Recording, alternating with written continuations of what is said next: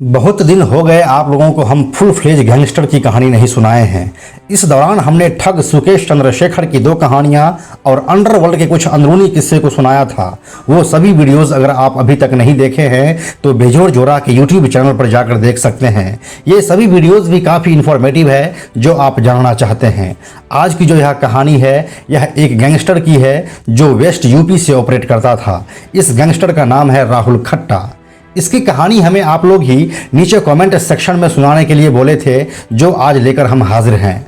राहुल खट्टा के इस कहानी में हम देखने वाले हैं कि किस तरह से राहुल ने अपराध की दुनिया में एंट्री मारा और पुलिस की मुखबिरी करने के बाद वह कैसे पुलिस से ही उलझ गया। इसके साथ ही हम यह भी देखने वाले हैं कि राहुल खट्टा का मोडस ऑपरेंडी क्या था और वह कैसे मारा गया।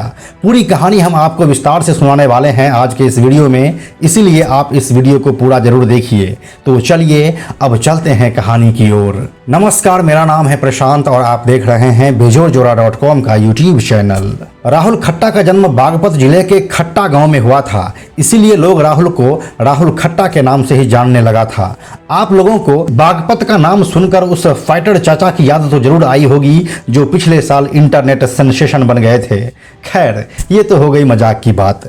तो राहुल खट्टा की कहानी यह है कि वह 2 भाइयों में छोटा था। राहुल जब छोटा था उस समय से ही वह गांव में छोटी छोटी वारदातों को अंजाम देता रहा। उसे लोगों ने कई बार वारदात करते हुए खदेड़ा भी, लेकिन उसने अपनी आदत नहीं सुधारी। जब हौसला बुलंद हुआ तो राहुल ने इसके बाद कुछ अन्य लोगों को अपने साथ जोड़ लिया और साल 2007 में वह मोटरसाइकिल की चोरी करने लगा। मोटरसाइकिल चोरी करने के मामले में राहुल खट्टा गिरफ्तार हो गया और उसे पुलिस जेल भेज दिया। जेल में रहने के समय ही वह पुलिस वालों से अपनी सेटिंग कर चुका था। फिर जेल से बाहर आने के बाद उसने पुलिस अधिकारियों से मेल जोल बढ़ा लिया। इसके बाद राहुल खट्टा लोनी पुलिस का मुखबिर बन गया। उस क्षेत्र के अपराधियों से जुड़े होने की वजह से उसने पुलिस को कई अपराधियों की सूचनाएं भी दी। इससे वह पुलिस का खास बनता गया। पुलिस के लिए काम करते करते वह पुलिस के काम करने की शैली से भी परिचित हो चुका था। लेकिन राहुल तो शुरू से ही अपराधी दिमाग का था, इसलिए उसे पुलिस की मुखबिरी में अब मजा नहीं आ रहा था। इसका परिणाम यह हुआ कि अब वह लूटपाट वाले काम में उतर गया। उसने सिंहवाली अहिड़ क्षेत्र में विद्युत निगम के ठेकेदार से लूट की, लेकिन राहुल बालैनी थाना क्षेत्र में हुई लूट से चर्चा में आया। यह साल 2009 चल रहा था। लूट की इस घटना ने राहुल खट्टा को सलाखों के अंदर पहुंचा दिया। उसके ऊपर पुलिस ने गुंडा एक्ट और NDPS जैसे एक्ट लगाए, लेकिन इन आरोपों को पुलिस न्यायालय में सिद्ध नहीं कर पाई और राहुल सभी आरोपों में दोष मुक्त हो गया। इस घटना ने उसके सोचने का तरीका ही बदल दिया। उसे कानून के हाथ छोटे लगने लगे। इसके बाद तो उसने जैसे अपराध की दुनिया में रफ्तार के साथ दौड़ना शुरू कर दिया। धीरे धीरे खट्टा का आतंक वेस्ट यूपी के साथ ही हरियाणा और उत्तराखंड सहित दिल्ली NCR में भी फैलने लगा था। कुख्यात बदमाश राहुल खट्टा वेस्ट यूपी का डॉन बनने की ख्वाहिश पाल बैठा था। उसमें अपराध के जरिए रुपया और शोहरत कमाने की इतनी ज्यादा हवस थी कि वह रंगदारी और फिरौती वसूलने में सबसे आगे निकल जाना चाहता था। वेस्ट यूपी के बिजनेसमैन से रंगदारी मांगने का मकसद भी यही था कि उसके नाम पर सबसे ज्यादा इनाम हो। एक पुलिस अफसर की माने तो बहुत ही कम समय में फिरौती की दुनिया का सबसे बड़ा खिलाड़ी बनने का नापाक मंसूबा उसे ले डूबा था। वेस्ट यूपी के अपराध में वह 90 का दशक था जब महेंद्र फौजी, सतवीर गुर्जर, राजवीर रमाला, रविंद्र भूरा जैसे बड़े खिलाड़ियों की तूती बोलती थी।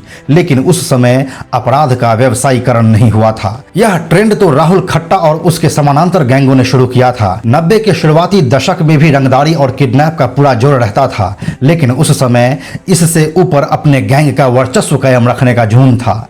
उन बदमाशों को भी उस दौर में जातिगत आधार पर काफी हेल्प मिलती थी, लेकिन पुलिस को उस समय भी सफलता दूसरे गैंगों से होने वाली मुखबिरी से ही मिलती थी।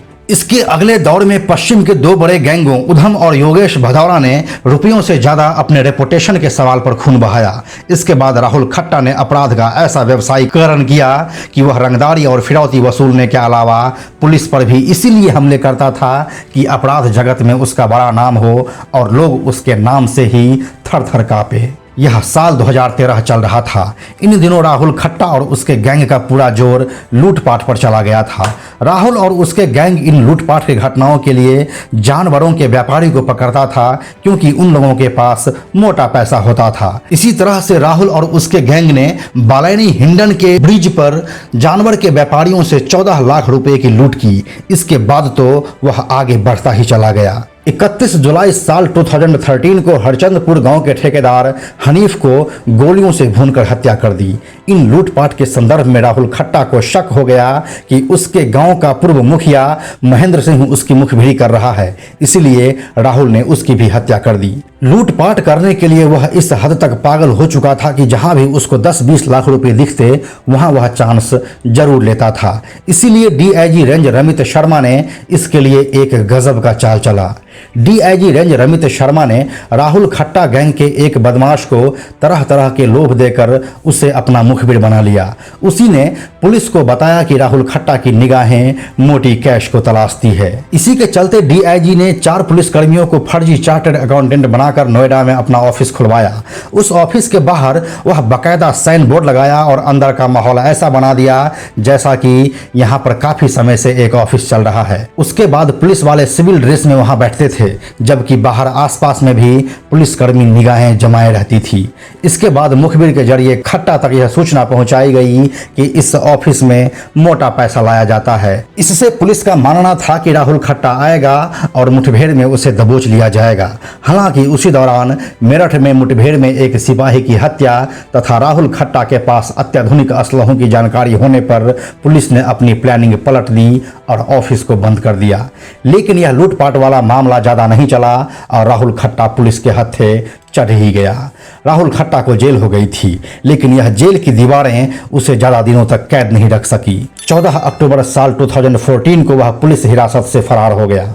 अत्याधुनिक हथियारों और लग्जरी गाड़ियों का शौकीन राहुल खट्टा पुलिस के लिए अब एक सिरदर्द बन चुका था। अब वह जेल से भागने के बाद लूटपाट के साथ ही फिरौती के धंधे में भी सक्रिय रूप से आ चुका था। राहुल खट्टा के गैंग में उसके 2 सबसे खास लोग थे, आकाश जाट और बिंता। इन दोनों के ऊपर राहुल खट्टा सबसे ज्यादा भरोसा करता था। अब राहुल अपने गैंग को मॉडर्नाइज करना शुरू कर दिया। एक समय में छोटे मोटे हथियारों से काम चलाने वाला राहुल और उसका गैंग अब हथियारों का पूरा जखीरा अपने पास रखने लगा था। अब उसके पास एक कार्बाइन, SLR और पिस्टल जैसे हथियार हमेशा और बड़ी मात्रा में रहता था। इन सब को देखते हुए अब पुलिस भी खौफ खाने लगी थी।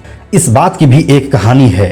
एक बार जब बागपत के गांव में राहुल खट्टा बारात में आया था तो पुलिस को उसकी जानकारी हो गई थी। इसी तरह सरधना क्षेत्र के गांव में खट्टा की मौजूदगी का पता चला था। उस समय राहुल खट्टा की गिरफ्तारी के ऑपरेशन में लगे पुलिसकर्मियों ने उच्चाधिकारियों से पूछा था कि क्या मुठभेड़ कर ली जाए, तो उसने जवाब दिया कि नहीं, पुलिस वाले अगर कम है तो लौट जाओ, क्योंकि राहुल खट्टा और उसके साथी अत्याधुनिक असलहों से लैस रहते हैं। यदि गोलियां चल गई तो पुलिसकर्मियों की जान खतरे में पड़ जाएगी। कुछ इस तरह से राहुल खट्टा अपना वर्चस्व बनाए हुए था। राहुल खट्टा बागपत के खट्टा गांव का निवासी था, लेकिन वह अधिकांश सरधना इलाके में अपने रिश्तेदारों के यहाँ पर रहा। सरधना में चप्पे चप्पे से खट्टा पूरी तरह वाकिफ था। पुलिस कौन से रास्ते से आती और उसको कौन से रास्ते से भागना है, यह जानकारी उसको बहुत अच्छे तरीके से थी। कुख्यात राहुल खट्टा वारदात करने के बाद सरधना इलाके में छिपता था। इसकी जानकारी पुलिस के तमाम अधिकारियों को थी, लेकिन सरधना राहुल खट्टा का सेफ इलाका था। आईजी जोन और डीआईजी रेंज ने सरधना के जंगल में ड्रोन तक चलवाया। इसके बावजूद पुलिस को सफलता नहीं मिली। ऐसा बिल्कुल भी नहीं था कि पुलिस को खट्टा के लोकेशन के बारे में पता नहीं चलता था, लेकिन खट्टा के हर बार बच निकलने की वजह भी खास थी, जो था उसका मुखबिर तंत्र। यह बदमाशों का नहीं बल्कि खुद पुलिस का था। अधिकारी स्तर पर तो कुछ लीक होता नहीं था, लेकिन कुछ पुलिसकर्मी राहुल खट्टा के लिए मुखबिरी करते थे। राहुल खट्टा की घेरेबंदी के लिए किसी ऑपरेशनल कार्रवाई या प्लान की सूचना सबसे पहले राहुल खट्टा तक पहुंचती थी। इस सच्चाई को पुलिस के आला अफसर भी मान चुके थे। यही वजह रही कि मेरठ और बागपत में राहुल खट्टा को पुलिस छू तक नहीं पाई। इस समय तक राहुल खट्टा फिरौती के धंधे में आ गया और ईंट भट्ठा के मालिकों को अपना निशाना बनाने लगा। उसने साल 2013 में अपनी गिरफ्तारी से पहले गाजियाबाद के पिलखुआ से ऋषि रमन का अपहरण किया। फरीदाबाद के रहने वाले इस व्यवसायी के एवज में उसने 2 करोड़ रुपए की फिरौती मांगी। जेल से भागने के बाद 3 नवंबर 2014 को गाजियाबाद के ईंट भट्ठा व्यापारी नवीन कंसल का पिलखुआ से राहुल खट्टा ने अपहरण कर लिया था। 5 करोड़ रुपए की रंगदारी मांगी गई थी। डीआईजी रमित शर्मा ने सरधना एसओ और अपने पीआरओ अशोक शर्मा को मौके पर भेजा था। 24 घंटे के अंदर नवीन को सरधना के ट्यूबवेल से पुलिस मुठभेड़ के बाद बरामद कर लिया था, जिसका मुकदमा सरधना थाने में रजिस्टर किया गया था। इस दौरान राहुल खट्टा गैंग के सदस्य गिरफ्तार कर लिए गए थे। यह अपराध खट्टा ने नीली बत्ती की कार में पुलिस की सीओ के वर्दी में किया था। राहुल खट्टा हर वारदात में नीली बत्ती की लग्जरी कार का प्रयोग जरूर करता था। रंगदारी और अपहरण की वारदातों का माहिर राहुल खट्टा ने कई लोगों को बेरहमी से मौत के घाट उतारा। खास बात यह थी कि वह 5 गोली मारकर हत्या जैसे संगीन वारदातों को अंजाम देता था।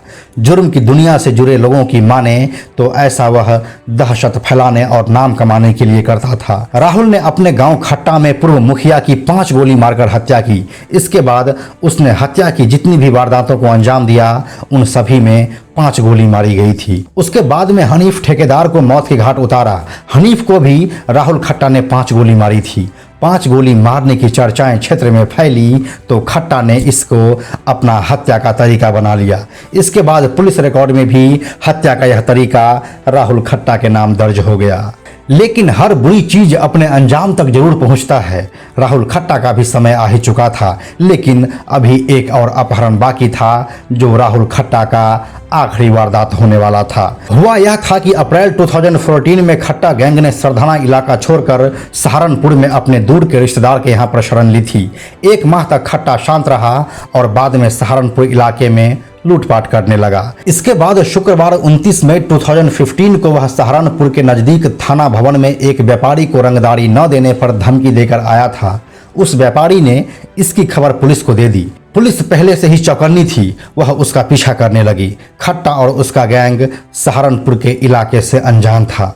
राहुल खट्टा को अब पुलिस ने सर्विलांस पर लिया। इसमें पुलिस ने उसकी गाड़ी को ट्रेस किया जो हुंडई i20 था और उस कार में कुल 5 लोग सवार थे। पुलिस के चंगुल से बचने के लिए राहुल खट्टा की कार जब गांव की गलियों में 100 की स्पीड से दौड़ रही थी तो ग्रामीणों को समझ में नहीं आया कि आखिर माजरा क्या है, क्योंकि उन्होंने आज तक ऐसा कभी नहीं देखा था। जब जरौदा पांडा गांव से राहुल खट्टा की कार पुलिस से बचते हुए भागी तो उनकी कार हवा से बातें कर रही थी। राहुल खट्टा की कार से कुछ ही मीटर पीछे सहारनपुर एसओजी की बुलेरो भी दौड़ रही थी। एसओजी यानी कि स्पेशल ऑपरेशन ग्रुप की सोच यही थी कि i20 सहारनपुर की तरफ जाएगी, क्योंकि 100 से ज्यादा की स्पीड की कार इसी रोड पर चल सकती थी। पुलिस ने इसी पर जाल बिछाया, लेकिन राहुल खट्टा भांप गया।